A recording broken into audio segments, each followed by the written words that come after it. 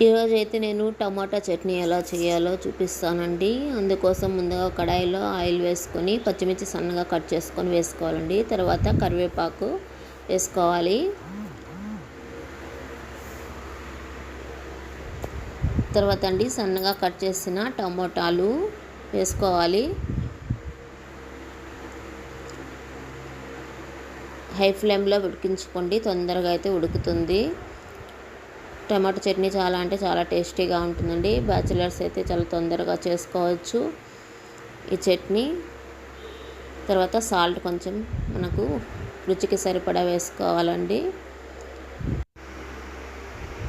దాన్ని బాగా తర్వాత మిక్స్ చేసుకోవాలండి, బాగా కలుపుకోవాలి. హై ఫ్లేమ్లోనే ఉంచుకొని ఒక 10 మినిట్స్ అలా ఉడకనివ్వాలండి. తర్వాత వెల్లుల్లి రెబ్బలండి, సన్నగా కట్ చేసుకున్న వెల్లుల్లిపాయలు వేసుకున్నాను. చాలా అంటే చాలా కమ్మగా టేస్టీగా ఉంటుందండి, స్పైసీగా కూడా ఉంటుంది, పచ్చిమిర్చి వేసాం కదా.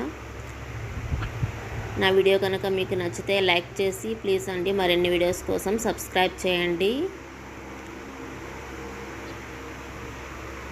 తర్వాత మూత పెట్టేసుకొని ఒక 15 మినిట్స్ తర్వాత తీయాలండి.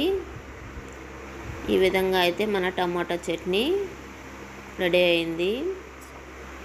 తర్వాత అండి లాస్ట్లో మనం పప్పు గుత్తి కట్టు ఉంటుంది కదండి, దాంతో అయితే రుబ్బుకోవాలి.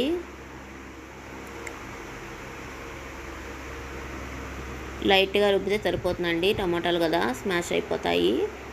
ఈ విధంగా అయితే మన టమాటా చట్నీ రెడీ అయిపోయిందండి. ఓకే అండి, నా వీడియో నచ్చితే లైక్ చేసి సబ్స్క్రైబ్ చేయండి ప్లీజ్ అండి. Okay, thank you, bye.